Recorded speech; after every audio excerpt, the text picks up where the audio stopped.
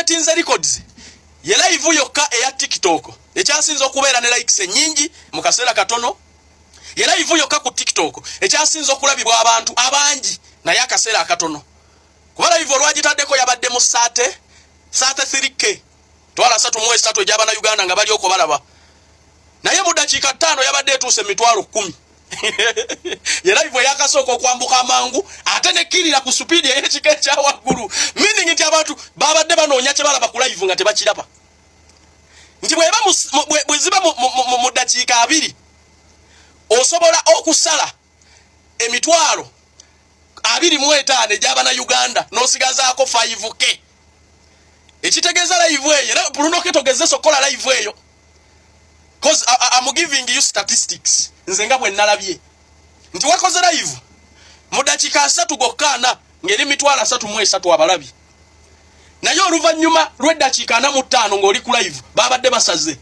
nga basigaddeko emitwalo 5 ntegeerekese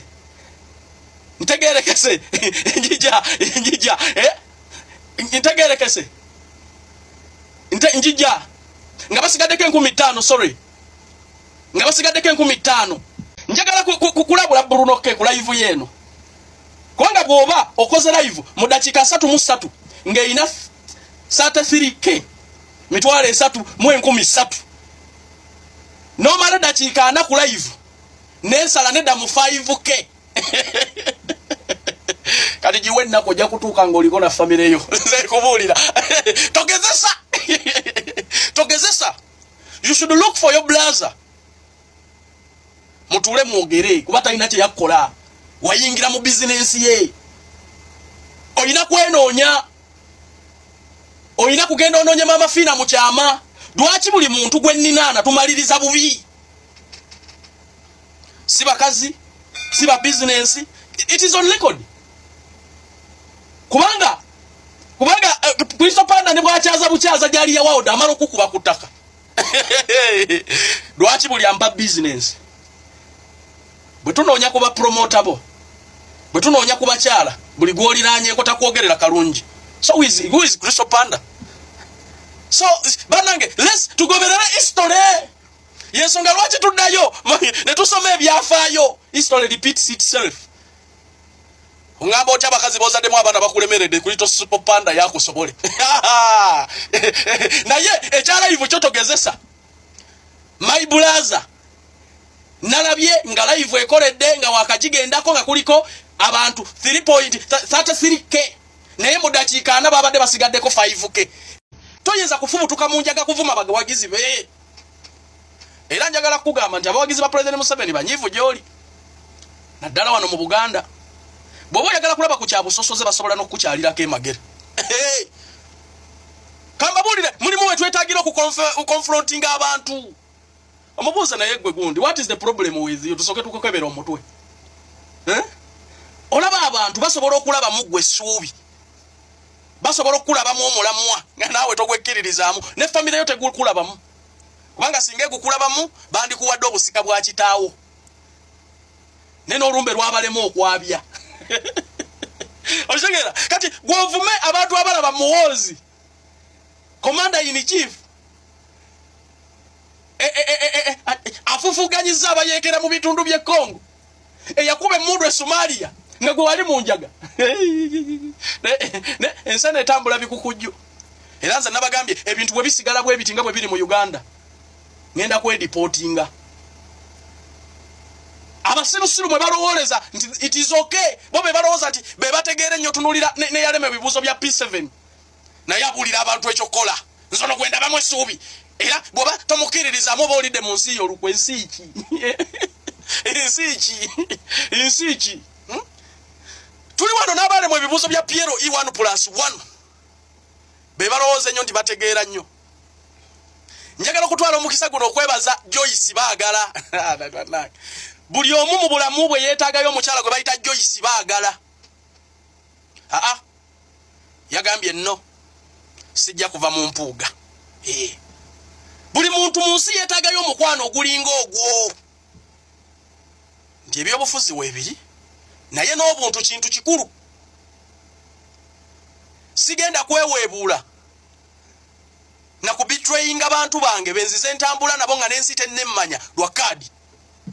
Joyce Baagala oli mukyala mmekete era buli omu yenna mu bulamu bw'ensi eno yeetaagayo omukyala alinga ggwe. Simanyi how you connected to Mpuuga, simanyi kiki bagatta naye olaze obumu. Anti togenda kwebwebula bwa kadi yaa tofaananye ng'ekizibu ky'emukono ekiremesezza enkulaakulana, ekitali presenting abantu b'emukono, ekitalina kintu kyonna kye kyongedde ku mukono okuva lwe kyekikiika mu nkulaakulana yaayo.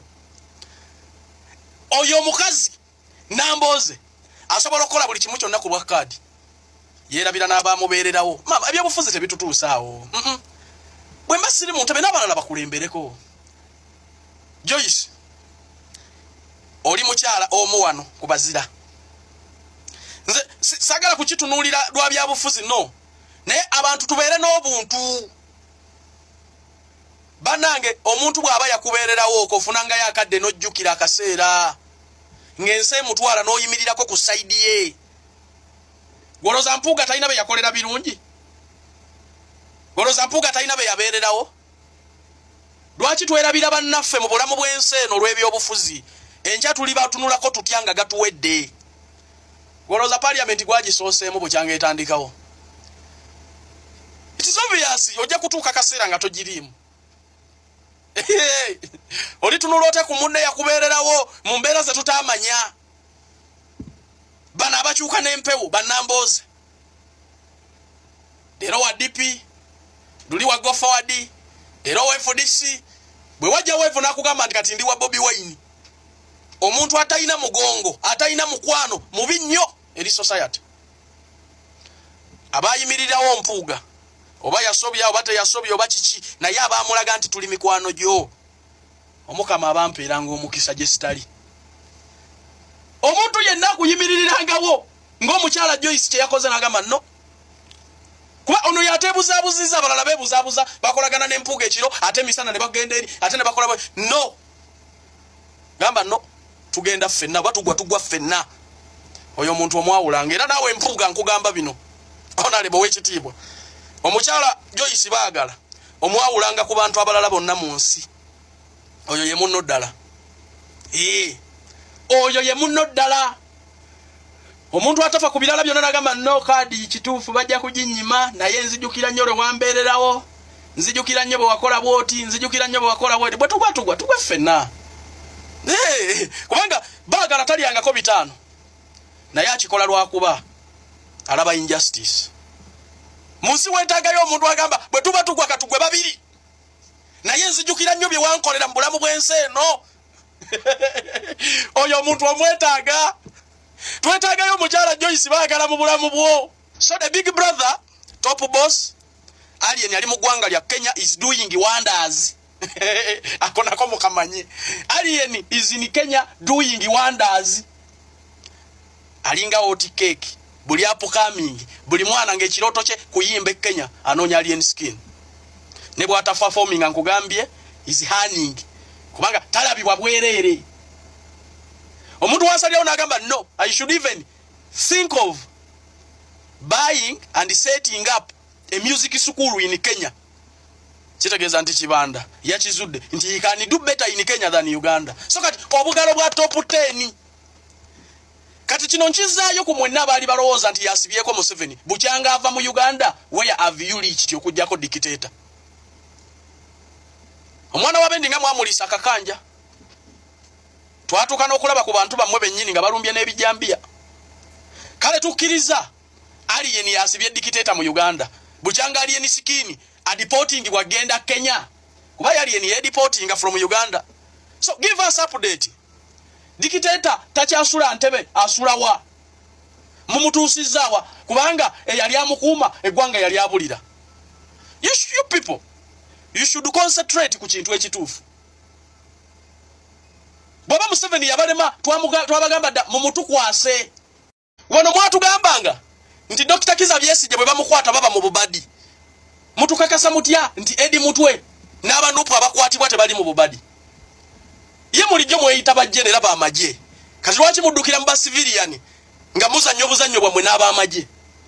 Secondly, okuwamba kwa mmwe kuno okutacyaliko traceability nakwo kutuwewuunyisa kubanga otugamba bakuwambye kuva mukono tewaliwo wadayi witness ayinza okutugamba ndya Edi Mututu wabaddeko naye wano kubanga mwakajja mu struggle ng'okuwamba kwamwe kubaako n'ekyalo bakutwala ekyalo kyonna kiraba naye mukono toyinza kutubuulira we yabadde tewali ayinza na kutugamba nti owaayo omusajja bamuleseze mmoroka ye yeeno owaaye ndi omusajja bamujje wano twabadde ku kino owulira buulizi nti oyo bamuwambye ebyedi mutwe bisobola okubeera ng'ebya Nyanzi beyagamba nti bamuwambira ku bitaala nga n'aba boda stage tugenda obabuuza baga nti wano tetunnalabawo kibeerawo bw'abagamba nti bamuwambye mmoroka ye yagireseewa nga tetulalabako ku mmoroka ekoze ejjaamu wano bantu bange okuwamba kuno okwennaku zino sikutegeera abantu baba bagenda kukola lipooti wa muzeeyi nga bagenda mu ngeri eyo kubanga okutakyaliko ba eyewitness